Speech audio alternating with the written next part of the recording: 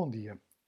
Vamos hoje falar de um determinado tipo muito importante de infecções, que são as infecções adquiridas no hospital, também conhecidas como infecções nosocomiais. E os objetivos desta aula são falar desse tipo de infecções, infecções nosocomiais, as suas definições, os tipos, a epidemiologia e o impacto, qual a mortalidade atribuível, e por que razão ocorrem as infecções nosocomiais, quais os agentes, as vias de transmissão, as precauções universais e o problema da resistência. As infecções nosocomiais, portanto, têm este nome porque hospital em grego se chama nosocómio, que resulta de uma fusão de duas palavras, nosos, doença, comion, cuidar de, o sítio onde se cuida da doença.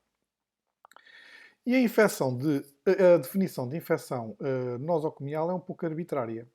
São infecções diagnosticadas durante a hospitalização e que não se estavam presentes nem em incubação na altura da admissão hospitalar. E define-se como 48 horas ou 2 dias o cut-off para a partir da qual, quando surge uma infecção, eu digo que ela é de origem hospitalar ou adquirida no hospital. E assim eu tenho diferentes tipos de situações. Tenho infecções adquiridas no hospital por um doente que foi internado por uma razão diferente dessa infecção. Uma infecção que ocorre num doente num hospital ou noutro estabelecimento de saúde no qual a infecção não estava presente, nem estava em incubação no momento da admissão, surgindo passado 48 horas. E nesta definição também estão incluídas infecções adquiridas no hospital, mas que aparecem após a alta do doente, bem como as infecções associadas a acidentes de trabalho por profissionais de saúde. Se eu agora adquirir tuberculose, é uma infecção adquirida no hospital. As infecções nosocomiais são de vários tipos e vamos aqui revê-los sucintamente. São as infecções do trato urinário, muitas vezes associadas a algálias, a pneumonia nosocomial e um tipo particular de pneumonia nosocomial, que é a pneumonia associada ao ventilador, as infecções associadas a catéter venoso central ou as bacteriémias relacionadas com CVC, a infecção do local cirúrgico e as infecções da Clostridium difficile. Em termos de incidência, vemos, isto é um relatório da Organização Mundial de Saúde, vemos que elas são mais prevalentes nos países com médio e baixo rendimento do que nos países com alto rendimento. E isto são dados escassos, que muitos países nem sequer têm dados, porque em alguns países com menos rendimentos pensa-se que a taxa seja francamente mais elevada. E mais de 1,4 milhões de pessoas em todo o mundo desenvolvem infecções nosocomiais. E isto envolve custos, não só por aumento do tempo de hospitalização, consumo de antibióticos, toxicidade e também mortalidade. E como veem, os custos atribuídos às infecções nosocomiais nos Estados Unidos andam nos quase 10 mil milhões de dólares, sendo as mais frequentes as infecções do sítio cirúrgico e as infecções, a pneumonia associada ao ventilador. Agora, um dos problemas que existe com as infecções nosocomiais é qual é a mortalidade atribuível. Ou seja, a pergunta se o doente morre com ou morre de essa infecção.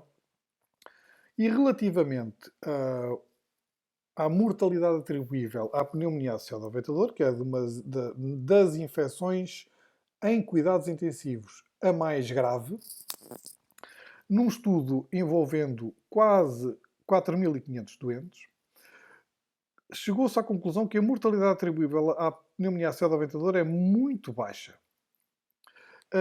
E, portanto, se fosse possível reduzir todas as PAVs até ao dia 30, seria possível reduzir em 4% as mortes associadas em cuidados intensivos.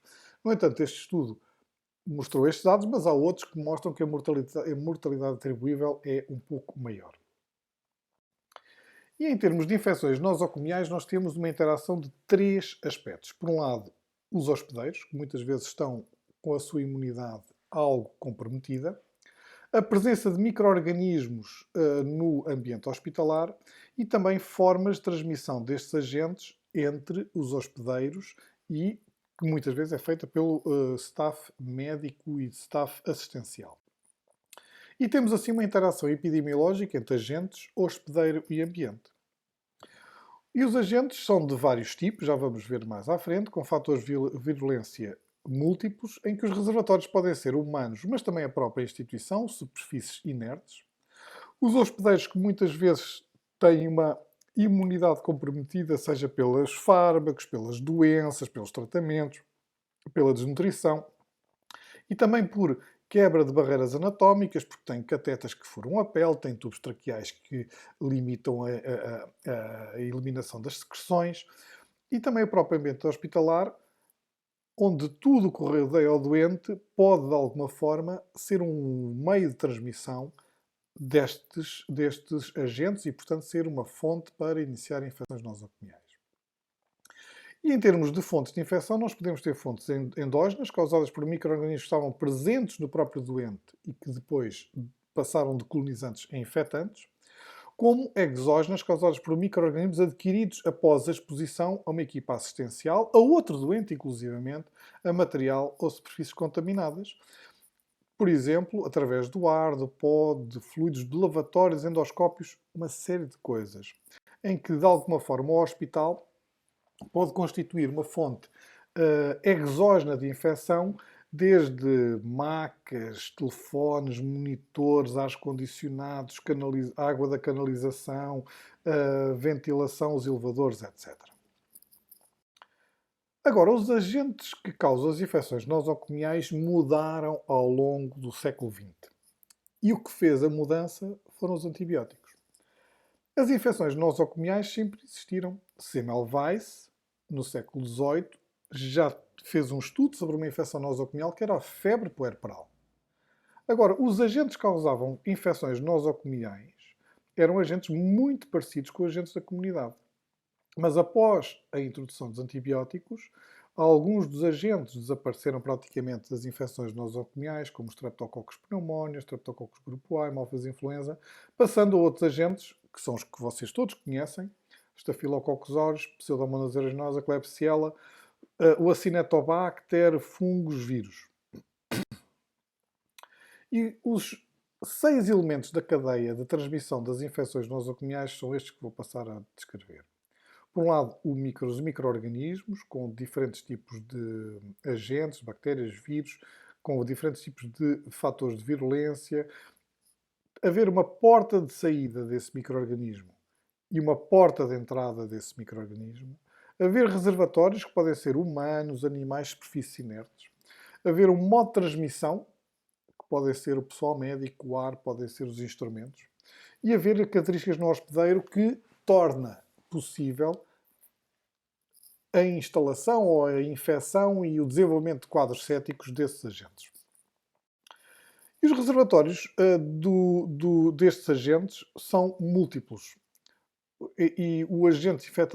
Estes agentes infectantes sobrevivem muitas vezes multiplicando-se ou não multiplicando em diferentes hospedeiros que podem ser doentes, mas também podem ser nós próprios, o pessoal médico de enfermagem, como por exemplo a transmissão nosocomial de gripe, assim como superfícies inertes. E eu gosto de mostrar esta fotografia porque esta fotografia mostra uma unidade de um doente que está pronta para receber um doente, depois de ter sido higienizada de ter saído um doente, e foi feita uma pesquisa em múltiplos sítios, monitores, seringas, papeleta, mesa de escrever, ventiladores, lavatório, etc. E o X representa os locais onde se encontraram culturas possíveis para enterococos. E, portanto, havia enterococos por todo o lado, e estas bactérias estavam presentes em todo lado, mas havia um sítio onde não havia, que era, curiosamente, o caixote de lixo, onde provavelmente ninguém toca. Mas, para além do enterococos, estes reservatórios de superbactérias foram encontrados em muitos outros sítios, com MRSA, VRS, Clostridium difficile, Staphylococcus coagulase negativo, gram-negativos multiresistentes, como puxadores de portas, macas, seringas infusoras, cadeiras, mesas, estetoscópio. o nosso estetoscópio é um vetor fantástico para levar agentes de doente para doente. Tem depois de haver uma porta de saída e uma porta de entrada no hospedeiro. A porta de entrada até pode ser a mesma da porta de saída. Pode ser uma ferida, pode ser inalação, pode ser aspiração. E os agentes que causam estas infecções têm sido denominados escape, que vem do enterococcus, estafilococcus, Klebsiella, Acinetobacter, Pseudomonas enterobacteriáceas e também o C, às vezes, da Klebsiella tem sido substituído pelo C de Clostridium e o C de Candida. Agora, é muito fácil a transmissão de alguns destes agentes pelo pessoal de saúde, por isso é muito importante lavar as mãos.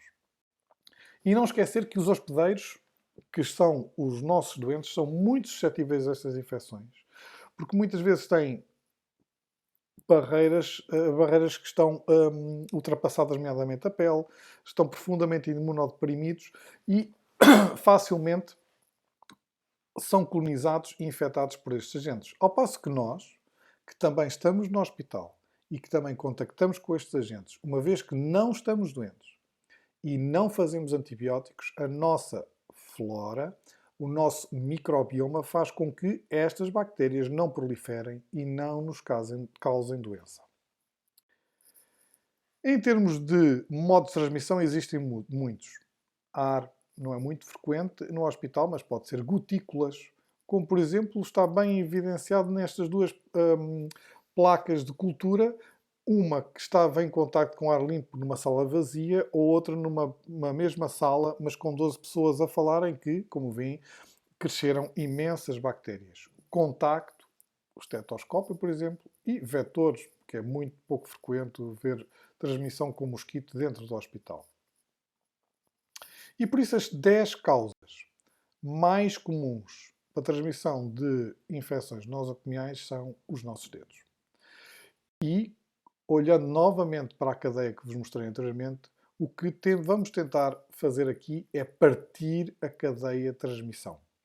E para partir a cadeia de transmissão é necessário ter um bom programa de controle de infecção hospitalar, com vigilância das infecções, programa de controle de surtos de colonização e de infecção, a definição da política de isolamentos, desenvolvimento e implementação de normas de prevenção de infecção hospitalar, nomeadamente boa política de lavagem das mãos e monitorização das infecções mais comuns, monitorização da utilização de antisséticos e desinfetantes e umas boas medidas gerais de higiene, nomeadamente de lixo, roupa e limpeza.